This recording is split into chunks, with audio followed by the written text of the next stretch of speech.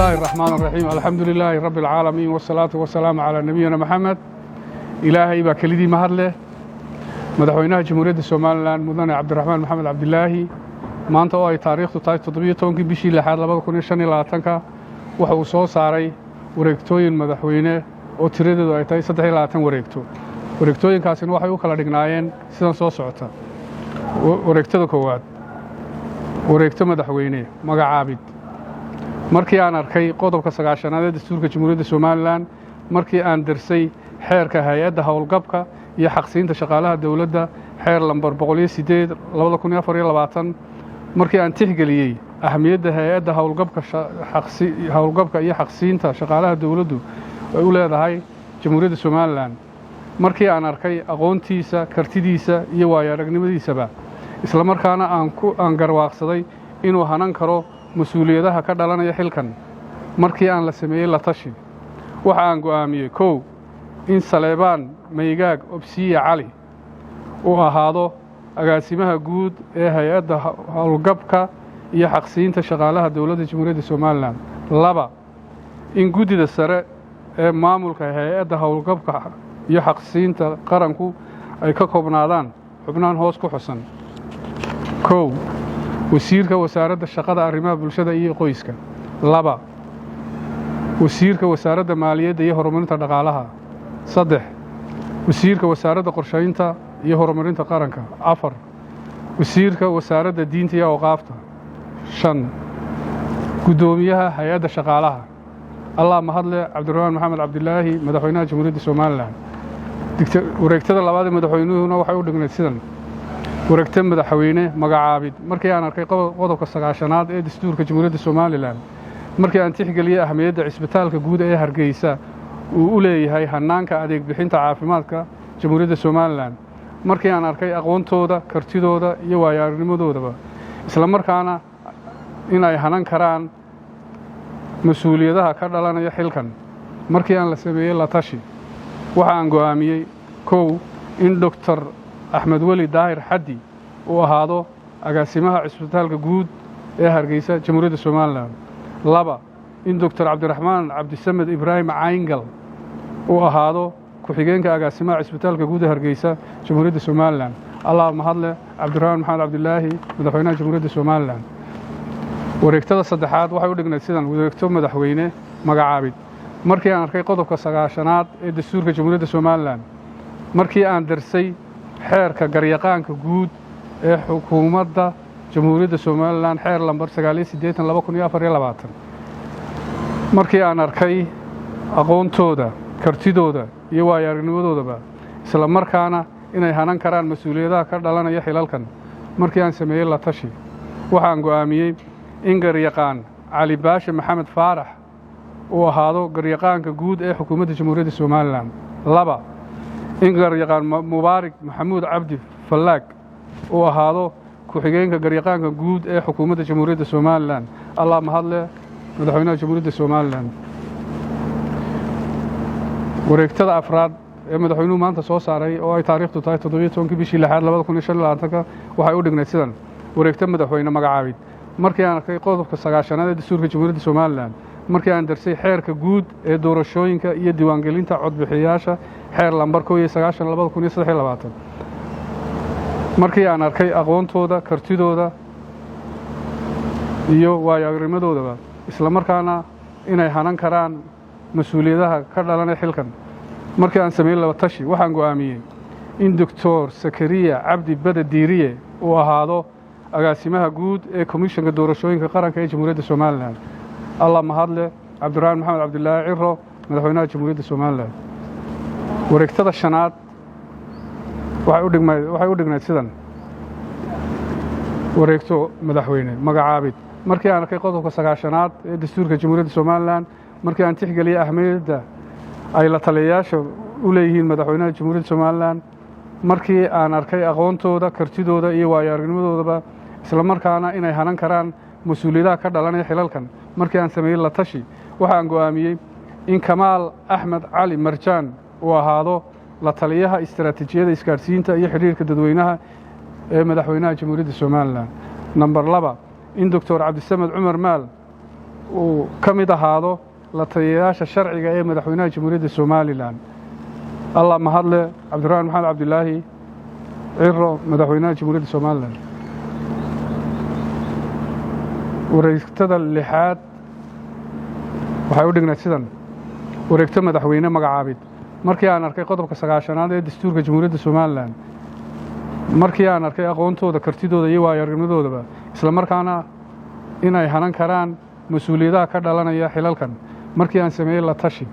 waxaan go'aamiyey kow in aamina axmed furre siciid ay ahaato xubin ka mid ah guddida hay-adda shaqaalaha dowladda ee jamhuuriyadda somalilan laba in khadar cali caarshe uu ahaado maareey ku-xigeenka hay-adda horumarinta waddooyinka jamhuuriyadda somalilan saddex in cabdibaasid maxamed gaani uu ahaado guddoomiye ku-xigeenka gobolka buuhoodle ee jamhuuriyadda somalilan wareegtada 8aad waxay u dhignayd sidan wareegto madaxweyne magacaabid markii aan arkay qodobka 9aad dastuurka jamhuuriyadda somalilan markii aan darsay xeerka hay-adda caymiska qaranka xeer lambar 292/2020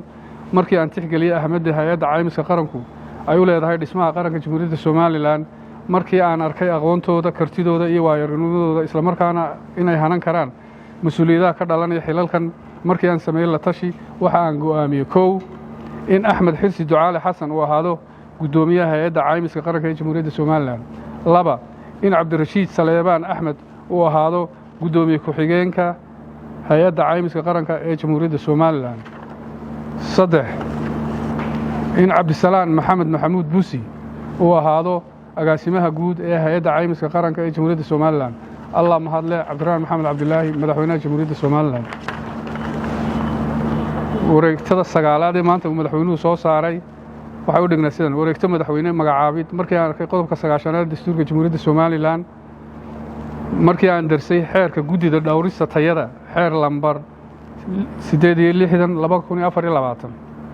markii aan tixgeliyey ahmiyadda guddida dhowrista tayada qaranku ay u leedahay dhismaha qaranka jamhuuriyadda somalilan markii aan arkay aqoontooda kartidooda iyo waayo-aragnimadooda isla markaana inay hanan karaan mas-uuliyadaha ka dhalan kara xilalkan markii aan sameeyey la tashi waxa aan go'aamiyey kow in maxamed kayse axmed maxamed uu ahaado guddoomiyaha guddida dhowrista tayada ee jamhuuriyadda somalilan laba in doctor maxamuud jaamac cali uu ahaado guddoomiye ku-xigeenka guddida dhowrista tayada ee jamhuuriyadda somalilan saddex in doctor aniisa cabdi axmed gurey ay ahaato xubin ka mid ah guddida dhowrista tayada ee jamhuuriyadda somalilan afar in cabdirashiid maxamed xuseen jaamac uu ahaado xubin ka mid ah guddida dhowrista tayada ee jamhuuriyadda somalilan shan in xasan yuusuf maxamed samatar uu ahaado xubin ka mid ah guddida doorashooyinka tayada guddida dhowrista tayada ee jamhuuriyadda somalilan in saciid cabdi xasan cirmadow uu ahaado xubin ka mida guddida dhowrista tayada ee jamhuuriyadda somalilan in axmed cali ismaaciil uu ahaado agaasimaha guud ee guddida dhowrista tayada ee jamhuuriyadda somalilan allah mahadle cabdiraxmaan maxamed cabdilaahi ciro madaxweynaha jamhuuriyadda somalilan wareegtada 10aad ee uu madaxweynaha jamhuuriyadda somalilan soo saaray maanta oo ay taariikhdu tahay 17 bishii 2025 waxay u dhignayd sidan wareegto madaxweyne magacaabid markii aan arkay qodobka 9aad ee dastuurka jamhuuriyadda somalilan markii aan darsay xeerka waxbarashada qaranka xeer lambar 7/2018 iyo xeerka madaxweyne lambarkiisu yahay eber 9 eber 1 2 eber 2 1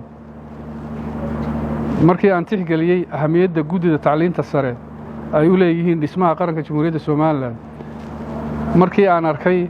aqoontooda kartidooda iyo waayo-aragnimadoodaba isla markaana inay hanan karaan mas-uuliyadaha ka dhalanaya xilkan markii aan sameeyey la tashi waxa aan go'aamiyey kow in brofesor xasan cumar halas khayrdoon uu ahaado guddoomiyaha guddida tacliinta sare ee jamhuuriyadda somalilan laba in saleebaan aadan maxamed uu ahaado guddoomiye ku-xigeenka guddida tacliinta sare ee jamhuuriyadda somalilan in jaamac maxamed cabdi falaash uu ahaado xubin ka mid ah guddida tacliinta sare ee jamhuuriyadda somalilan 4 in maxamuud ibraahim cismaan shamsudiin uu ahaado xubin ka mid ah guddida tacliinta sare ee jamhuuriyadda somalilan 5 in cabdirasaaq maxamed axmed uu ahaado xubin ka mid ah guddida tacliinta sare ee jamhuuriyadda somalilan 6 in aftax siciid jaambiir uu ahaado xubin ka mid ah guddida tacliinta sare ee jamhuuriyadda somalilan 7 in haybe cismaan muuse uu ahaado xubin ka mid ah guddida tacliinta sare ee jamhuuriyadda somalilan allah mahadle cabdiraxmaan maxamed cabdilaahi ciro madaxweynaha jamhuuriyadda somalilan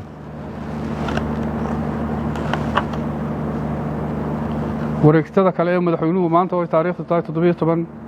bishii 6aad 2025 uu soo saaray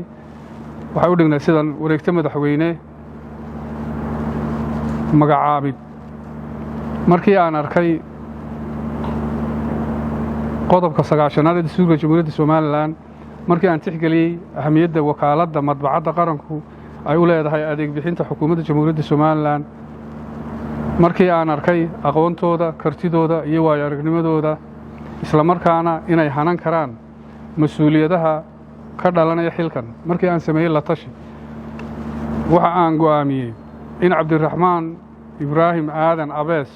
uu ahaado maareeyaha wakaaladda madbacadda qaranka ee jamhuuriyadda somalilan 2 in cabdixakiin muuse cali uu ahaado maayare ku-xigeenka wakaaladda madbacadda qaranka ee jamhuuriyadda somalilan allah mahadle cabdiraxmaan maxamed cabdilaahi ciro madaxweynaha jamhuuriyadda somalilan wareegtada kale ee maanta uu madaxweynuhu soo saaray waxay u dhignayd sidan wareegto madaxweyne magacaabid markii aan arkay qodobka 9aad ee dastuurka jamhuuriyadda somalilan markii aan darsay xeerka qandaraasyada qaranka xeer lambar 2018 markii aan tixgeliyey ahamiyadda guddida qandaraasyada qaranku ay u leeyihiin dhismaha qaranka jamhuuriyadda somalilan markii aan arkay aqoontooda kartidooda iyo waayo aragnimadoodaba isla markaana inay hanan karaan mas-uuliyadda ka dhalanaysa xilkan markii aan sameeyey la tashi waxa aan go'aamiyey 1 in cabdo axmed aayar uu ahaado guddoomiyaha guddida qandaraasyada qaranka ee jamhuuriyadda somalilan 2 in ibraahim ducaale cawke xasan uu ahaado guddoomiye ku-xigeenka guddida qandaraasyada qaranka jamhuuriyadda somalilan 3 in yuusuf sheekh axmed cali weerar uu ahaado xubin ka mid ah guddida qandaraasyada qaranka jamhuuriyadda somalilan 4 in nadra cali xasan qaafil ay ahaato xubin ka mid ah guddida qandaraasyada qaranka ee jamhuuriyadda somalilan 5 in cabdi yuusuf daahir xirsi uu ahaado xubin ka mid ah guddida qandaraasyada jamhuuriyadda somalilan 6 in muumin gadiid cumar uu ahaado xubin ka mid ah guddida qandaraasyada jamhuuriyadda somalilan 7 in mubaarig cabdi xasan buuni uu ahaado xubin ka mid ah guddida qandaraasyada qaranka jamhuuriyadda somalilan 8 in cabdirashiid siciid cindi uu ahaado xubin ka mid ah guddida qandaraasyada jamhuuriyadda somalilan 9 in mustafe maxamed yoonis uu ahaado xubin ka mid ah guddida qandaraasyada qaranka ee jamhuuriyadda somalilan 10 in cabdiraxmaan aadan cilmi boodle uu ahaado agaasimaha guud ee guddida qandaraasyada qaranka ee jamhuuriyadda somalilan allah mahadle cabdiraxmaan maxamed cabdilaahi ciro madaxweynaha jamhuuriyadda somalilan wareegtada kale ee uu madaxweynuhu soo saaray maanta oo ay bishu tahay 17 bishii 6aad 2025 waxay u dhignayd sidan wareegto madaxweyne magacaabid markii aan arkay qodobka 9aad dastuurka jamhuuriyadda somalilan markii aan darsay xeerka hantidhowrka guud ee qaranka jamhuuriyadda somalilan xeer lambar 76/2015 markii aan tixgeliyey ahamiyadda hantidhowrka guud ee qaranku uu u leeyahay habsami u socodka howlaha xukuumadda jamhuuriyadda somalilan markii aan arkay aqoontooda kartidooda iyo waayo aragnimadooda isla markaana inay hanan karaan mas-uuliyadaha ka dhalanaya xilkan markii aan sameeyey la tashi waxa aan go'aamiyey 1 in muuse yuusuf cismaan idigaa uu ahaado hantidhowraha guud ee qaranka jamhuuriyadda somalilan laba in Bashiir Maxamed Cumar Xayd uu ahaado gudoomiye ku-xigeenka hantidhowraha guud ee qaranka Jamhuuriyadda Soomaaliland. Allah mahadle Cabdiraxmaan Maxamed Cabdilaahi Ciro madaxweynaha Jamhuuriyadda Soomaaliland. wareegtada kalena waxay u dhignayd sidan wareegta madaxweyne magacaabid. markii aan arkay qodobka 9aad ee dastuurka qaranka Jamhuuriyadda Soomaaliland,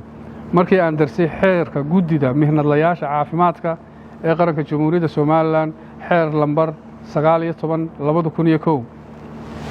markii aan tixgeliyay ahamiyadda guddida qaran ee mihnadlayaasha caafimaadka ay u leedahay Jamhuuriyadda Soomaaliland, markii aan ku qancay aqoontooda, kartidooda iyo waayo-aragnimadoodaba, isla markaana inay hanan karaan mas-uuliyadaha ka dhalanaya xilalkan,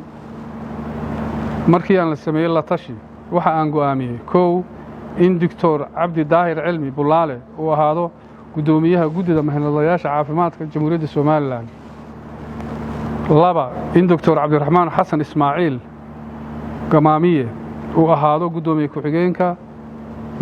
guddida mihnadlayaasha caafimaadka ee Jamhuuriyadda Soomaaliland. Allah mahadle Cabdiraxmaan Maxamed Cabdilaahi Ciro madaxweynaha Jamhuuriyadda Soomaaliland. wareegtada kalena ee madaxweynuhu maanta soo saaray waxay u dhigmayd sidan wareegta madaxweyne magacaabid. markii aan arkay qodobka 9aad ee dastuurka Jamhuuriyadda Soomaaliland, markii aan darsay xeerka komishanka qaranka xakamaynta AIDS-ka xeer lambar 76/2014,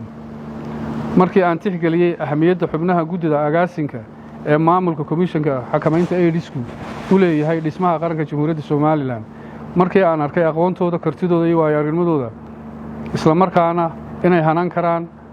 mas-uuliyadaha ka dhalanaya xilkan, markii aan sameeyey la tashi, waxa aan go'aamiyey 1 in Dr. Maxamuud Cabdi Maxamed uu ahaado agaasimaha guud ee komishanka qaranka ee xakamaynta AIDS-ka ee Jamhuuriyadda Soomaaliland.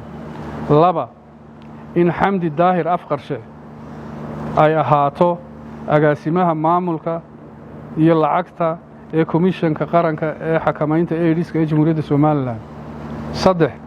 in Ismaaciil Cabdilaahi Cilmi uu ahaado agaasimaha tababarada iyo horumarinta howlwadeennada komishanka qaranka ee xakamaynta AIDS-ka ee Jamhuuriyadda Soomaaliland. 4 in Barkhad Maxamuud Geedi uu ahaado agaasimaha wacyigelinta iyo abaabulka ee komishanka qaranka ee xakamaynta AIDS-ka ee Jamhuuriyadda Soomaaliland. 5 in Dr. Khadar Good Nuur uu ahaado agaasimaha daaweynta iyo daryeelka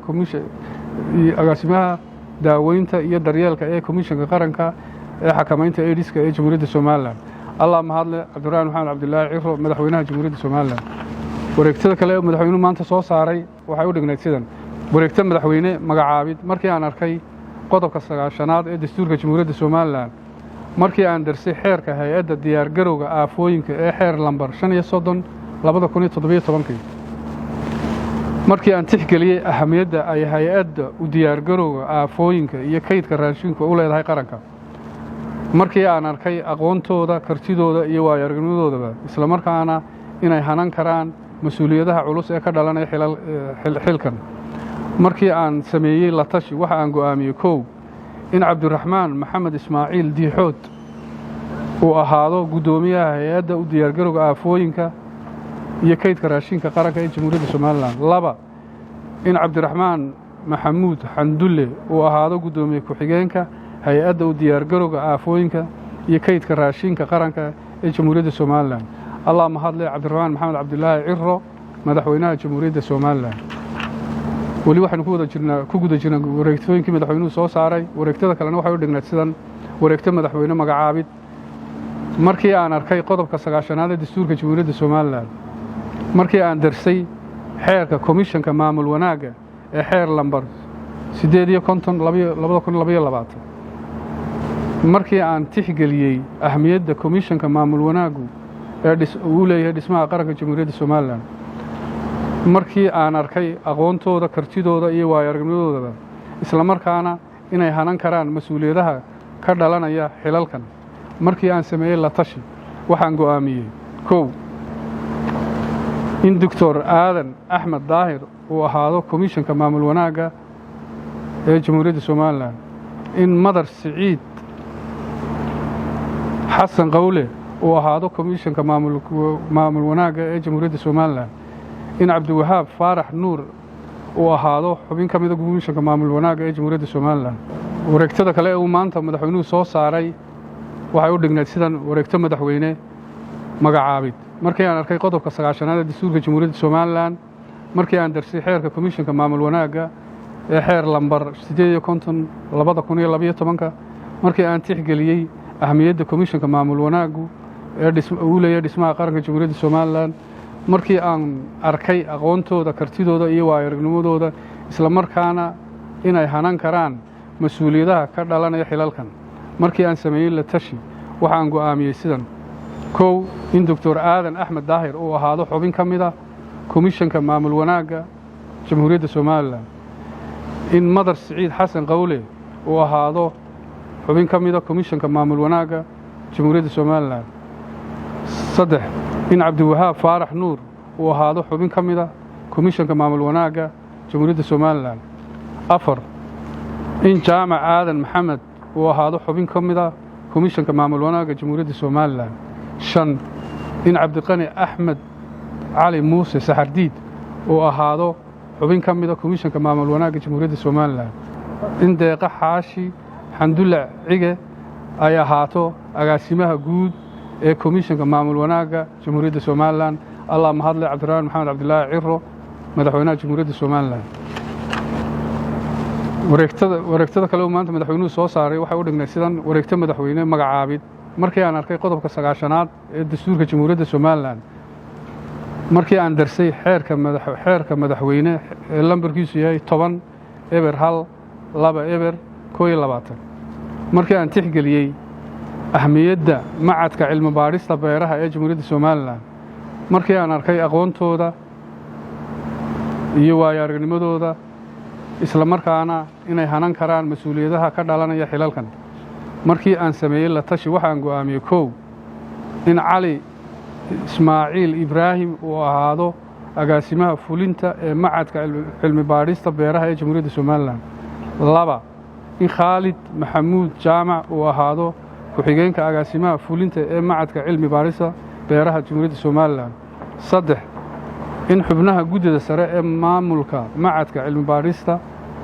beeraha Jamhuuriyadda Soomaaliland ay ka kooban yihiin xubnahan soo socda: 1. wasiirka wasaaradda horumarinta beeraha oo ah guddoomiye; agaasimaha waaxda cilmi baadhista wasaaradda horumarinta beeraha waa xubin; hormoodka kulliyadda beeraha ee jaamacadda Hargeysa waa xubin; hormoodka kulliyadda beeraha ee jaamacadda Camuudna waa xubin; hormoodka kulliyadda beeraha ee jaamacadda Burcana waa xubin. Allah mahadle Cabdiraxmaan Maxamed Cabdilaahi Ciro, madaxweynaha Jamhuuriyadda Soomaaliland.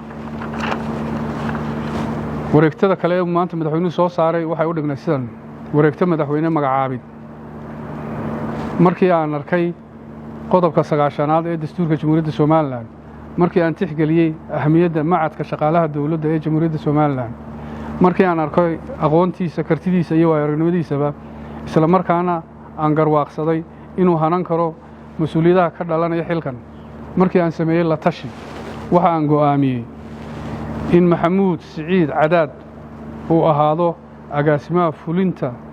ee macadka shaqaalaha dowladda Jamhuuriyadda Soomaaliland. Allah mahadle Cabdiraxmaan Maxamed Cabdilaahi Ciro, madaxweynaha Jamhuuriyadda Soomaaliland. wareegtada kale ee maanta oo ay taariikhdu tahay 17 bishii 6aad 2025 madaxweynuhu soo saaray waxay u dhignayd sidan: wareegto madaxweyne magacaabid. Markii aan arkay qodobka 9aad ee dastuurka Jamhuuriyadda Soomaaliland, markii aan darsay xeer madaxweyne xeer lambar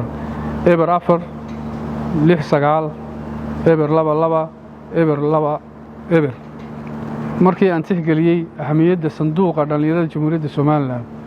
markii aan arkay aqoontiisa, kartidiisa iyo waayo-aragnimadiisaba, isla markaana aan garwaaqsaday inuu hanan karo mas'uuliyadaha ka dhalanaya xilkan, markii aan sameeyey la tashi, waxa aan go'aamiyey in Cabdulqaadir Ismaaciil Axmed Jaylaani uu ahaado agaasimaha fulinta ee sanduuqa dhallinyarada Jamhuuriyadda Soomaaliland. Allah mahadle Cabdiraxmaan Maxamed Cabdilaahi Ciro, madaxweynaha Jamhuuriyadda Soomaaliland.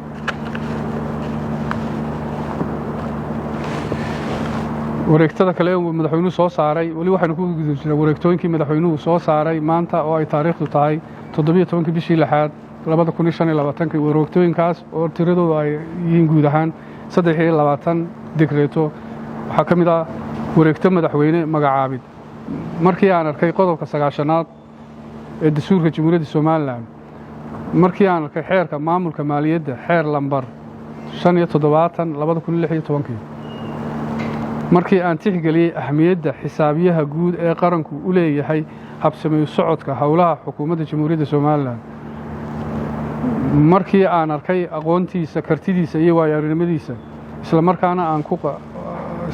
aan garwaaqsaday inuu hanan karo mas'uuliyadaha ka dhalanaya xilkan markii aan sameeyay la tashi waxa aan go'aamiyay in Xasan Muuse Khaliif Geelle uu ahaado xisaabiyaha guud ee qaranka Jamhuuriyadda Soomaaliland Allah mahadle Cabdiraxmaan Maxamed Cabdilaahi Ciro madaxweynaha qaranka Jamhuuriyadda Soomaaliland wareegto madaxweyne magacaabid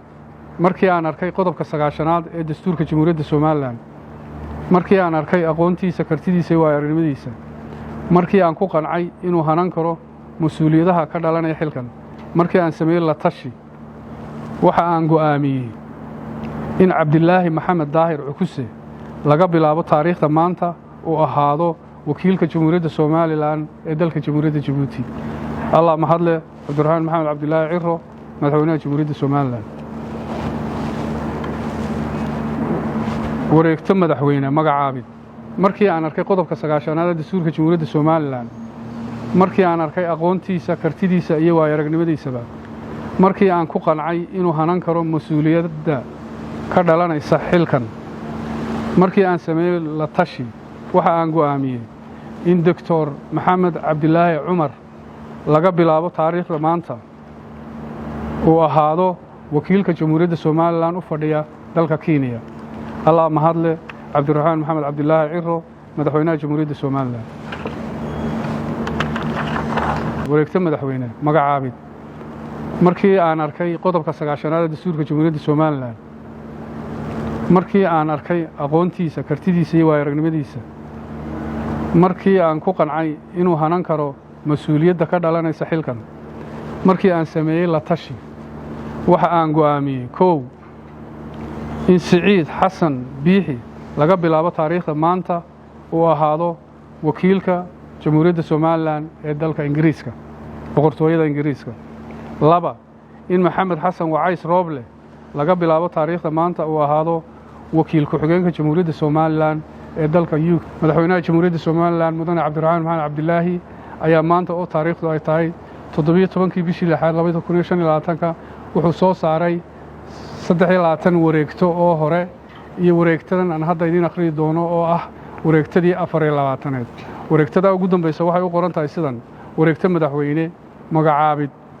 markii aan arkay qodobka 9aad ee dastuurka Jamhuuriyadda Soomaaliland markii aan darsay xeerka hay'adda dekedaha Jamhuuriyadda Soomaaliland xeer lambar 19/2021 markii aan tixgeliyay